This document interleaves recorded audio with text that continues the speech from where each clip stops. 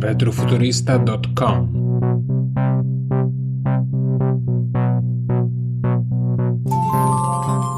On April 11, 2024, we have the opportunity to interview J.G. Thirlwell. What initially drew you into the world of music, and how did you begin your career? Well, I was always obsessed with music. Some of my earliest memories are of music, and I grew up, um, first listening to the radio, and one of my earliest memories was being in kindergarten and singing the Elvis Presley song "Viva Las Vegas" to a little girl in kindergarten, um, and and then later on, I started getting deeper into it. The first band I ever saw was the Monkees when they played in Melbourne in the 60s. I had to bug my parents to take me when I was like 8 years old or something. Um, and I did learn a couple of instruments when I was younger. The first instrument I learned was cello, and then the second was percussion, but I didn't really, I found it difficult to sight read music. Um, I didn't have very good teachers, and then I sort of gave up on those instruments. Um, but I obsessively, as time went by, I was more obsessive about music and read all the music magazines and collected records and went to see bands and then when punk rock kind of came along, it sort of gave you permission to um, play an instrument without being a virtuoso, which was a revelation to me. So I bought a bass guitar and started teaching myself that. And then when I was 18, I moved to London and from Melbourne, and there I bought another bass guitar and my first synthesizer. And I knew when I moved to London, I knew I wanted to do something in music. I didn't know what it was. Um, and the time that I moved to London was a particularly exciting and fertile time for music. It was 1978, and I lived there from 78 to 83 and saw incredible music. It was a very stimulating, very creative time. It was also the dawn of independent labels and independent distribution and the DIY culture that kind of went hand in hand with the punk explosion. So there were a lot of independent labels. It was possible to press and release your own music, and that's what I did. I was I spent a small amount of time playing in a band for about 8 months, and spending that 8 months playing in a band made me realize I didn't want to work in a democratic situation. I didn't want to be a member of a band. I wanted to be able to create everything the way I wanted to hear it. And given the limitations of my musical abilities, I wanted to be able to stand or fall by what I created. So I went into the studio and I spent a day and I recorded and mixed both sides of the very first Fetus single at the end of 1980 and came out on the 1st of January 1981. And that was the start of that journey. Can you describe the first piece of music you ever produced? Well, I wrote some songs before that. I mean, but they weren't substantial, I would say. I would say, the first, and I had been on recordings before the first Fetus record. That band that I was in called, they were originally called Pragvet and then changed their name to Spec Records for the album that I did.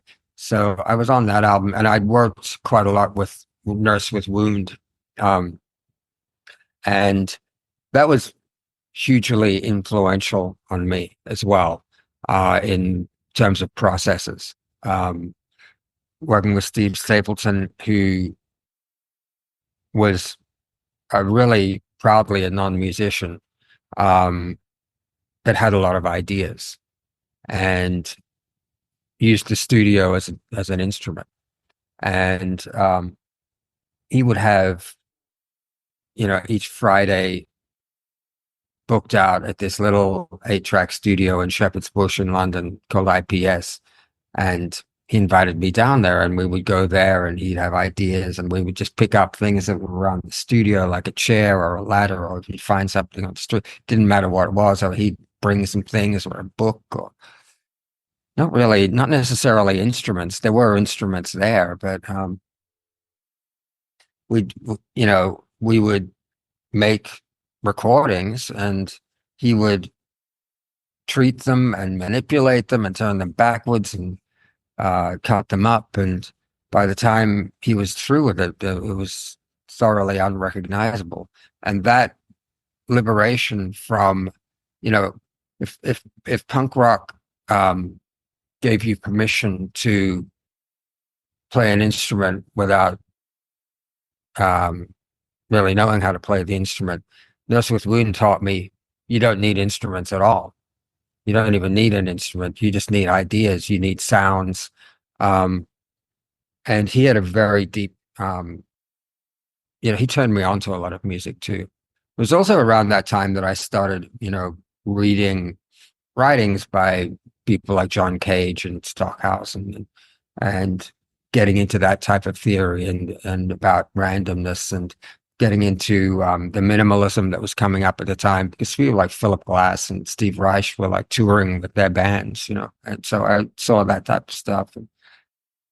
But at the same time, I was interested in like funk music and noise music, and what was happening in the independent music scene and soundtrack music, and it all went into the blender. And the very first Fetus single, the first Fetus recording, one of the songs is called OK FM, and the first 3 minutes of that song, it's in two parts, and the first 3 minutes is my kind of version of Philip Glass, who I was listening to a lot at the time, but it's a very demented sort of version of Philip Glass made with synthesizers. And on the back cover of that single, there's a little bit of text that says forthcoming releases, and one of the releases is Fetus on the Beach, which is a reference to Philip Glass's Einstein on the Beach, which is a triple album, because it said Fetus on the Beach, triple album, and Einstein on the Beach is a triple album. So it's definitely like a little love for that minimalism there, although that was blended with, um, uh, you know, certain amounts of chaos and certain amounts of very strict discipline. I always had a composer bent to what I was doing. I was always organized. What major challenges did you face early in your career? The thing is about my early career, I started pretty young, and I had a lot of energy and enthusiasm, and it was a time when the independent community was still of a manageable size. The music community now is just so vast that it's very difficult to decipher what's going on. It was much easier to decipher what was going on then. And I was learning as I went along.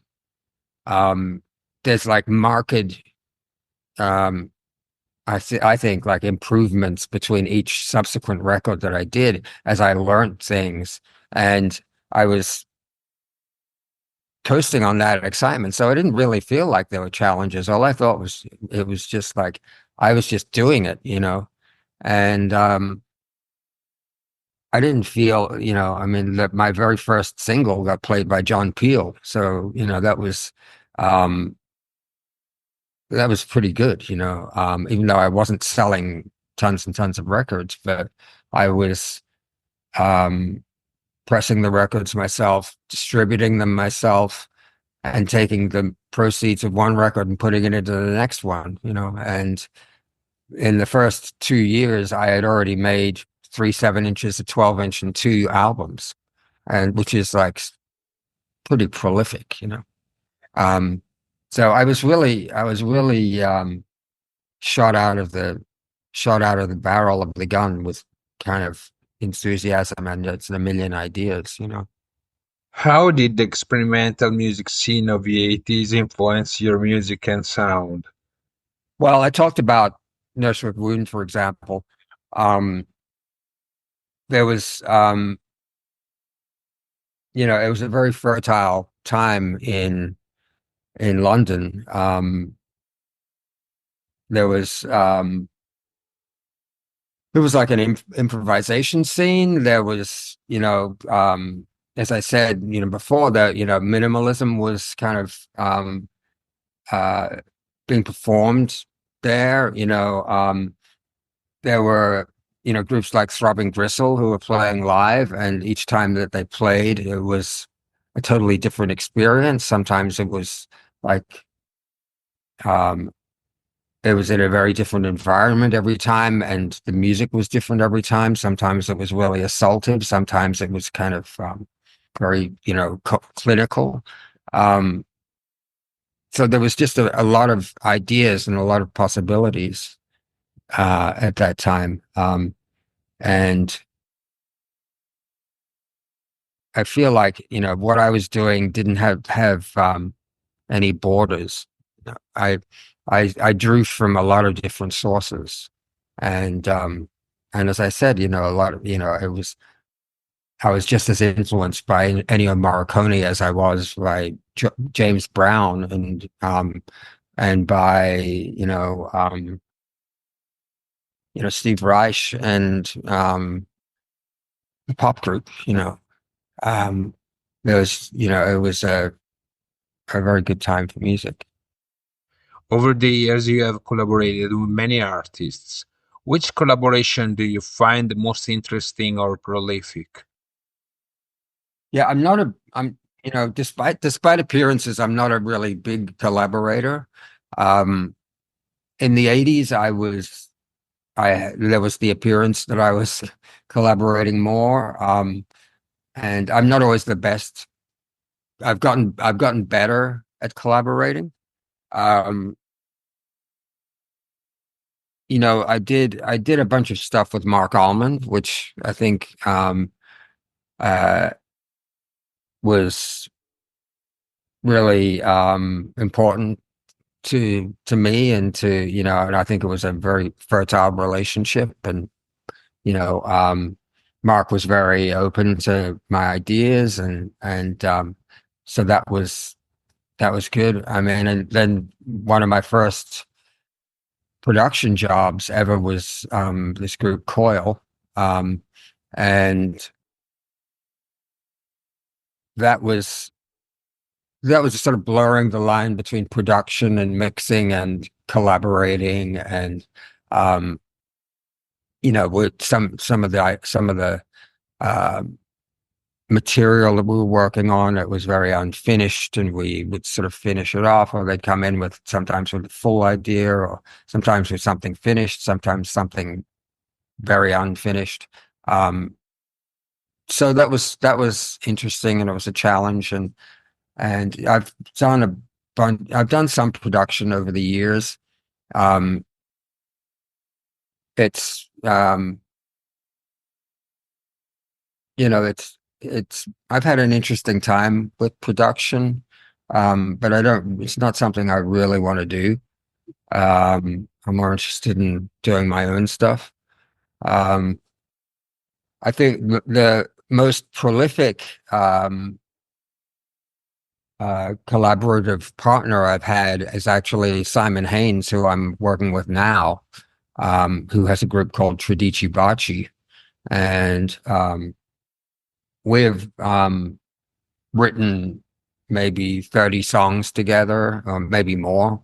Um, some of, we've written a lot of songs for the female voice. All this stuff is not released yet, but I've also written a bunch of stuff with him, which is turned up on his Tradici Baci albums, and it's taken me, it took me 30 years to figure out how to be a good collaborator, and to have someone who I've felt simpatico with, um, where we have a lot of similar reference points of what we want to get across. And for him and I, the world that we're trying to inhabit with some of the music that we're creating together, some of the reference points would be Morricone, Burt Bacharach, Italian soundtracks. Um, but also, we're both very well versed in um, say avant-garde jazz, or um, lots of different areas that we can pull from. What are some of your favorite piece of equipment?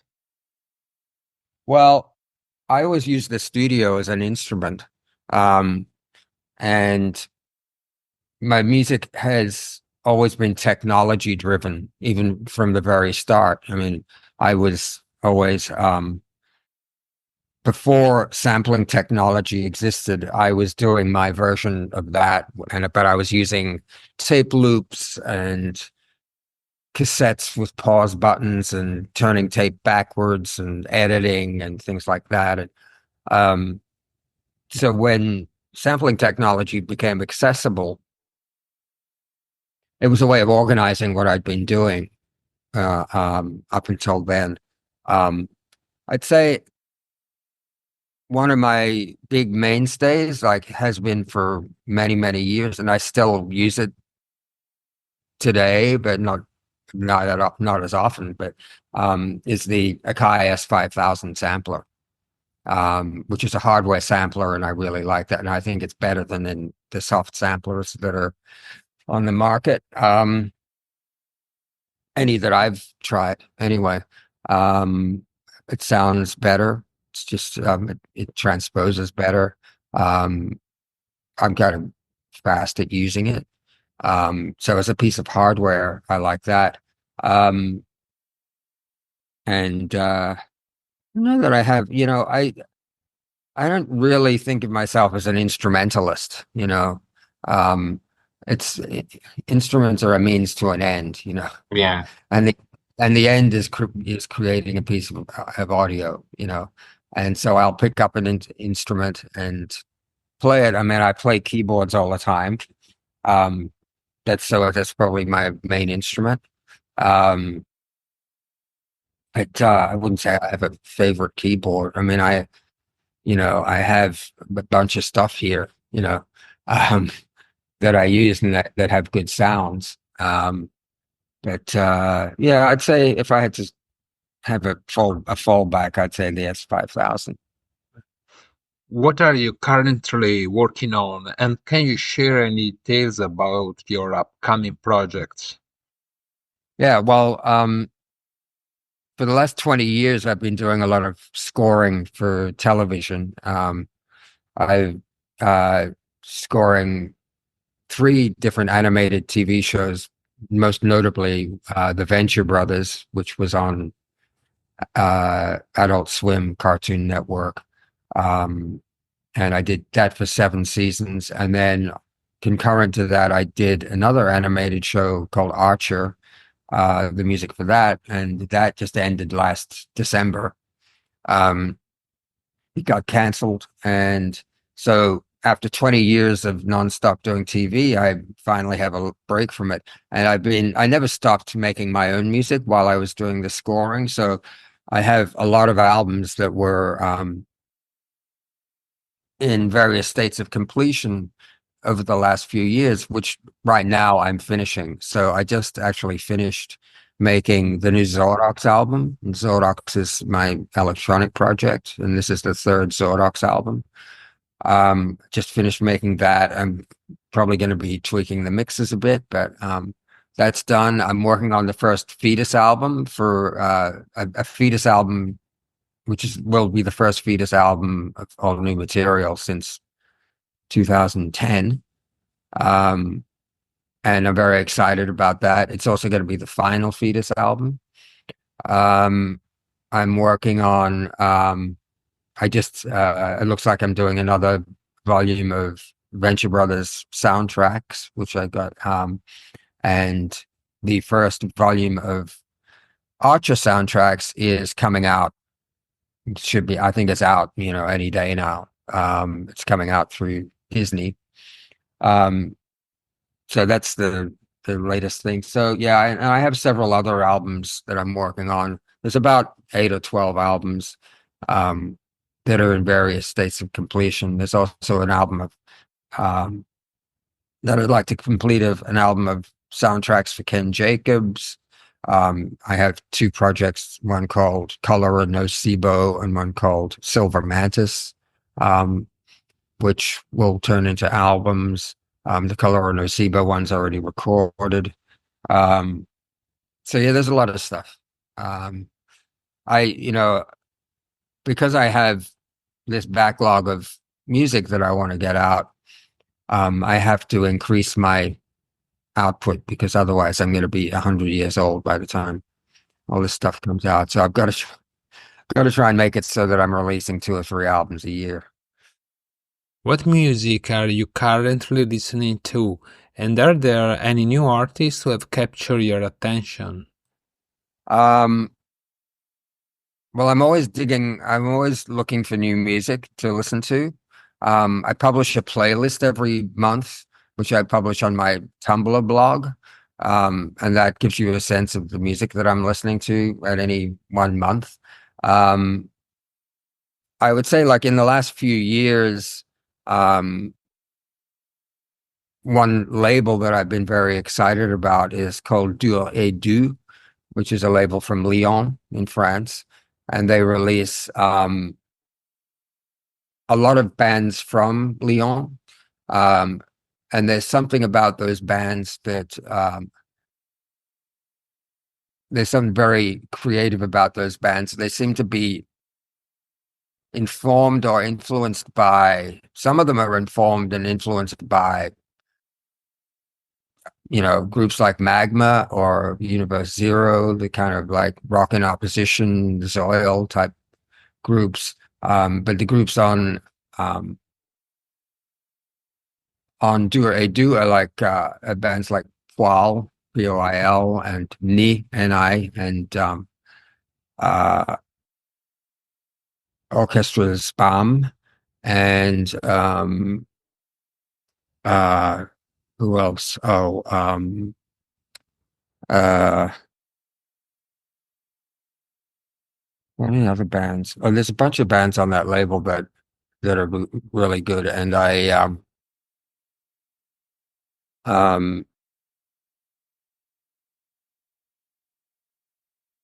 I was lucky enough to be in London last year when Poil played in their guys as Poil Waiter, where they're doing a project with a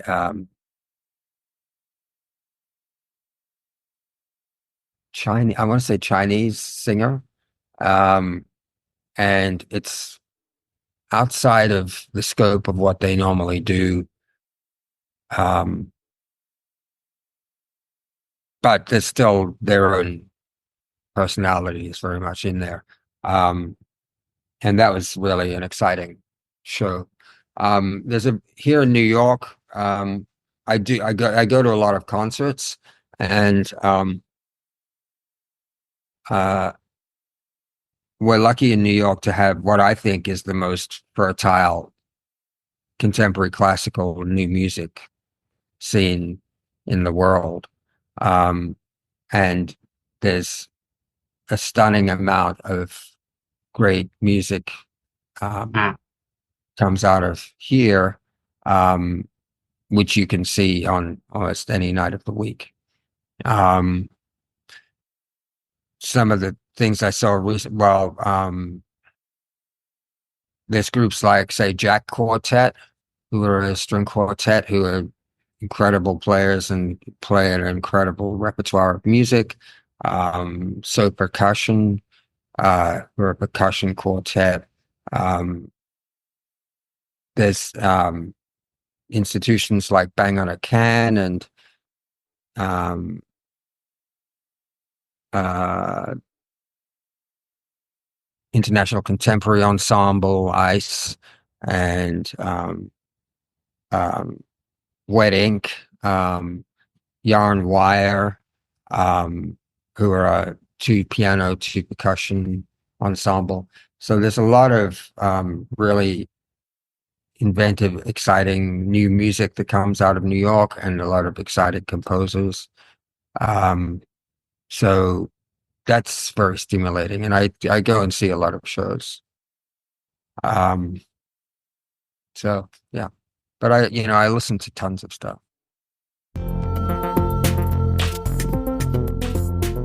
Thanks for listening to this episode. Please consider subscribing to retrofuturista.com.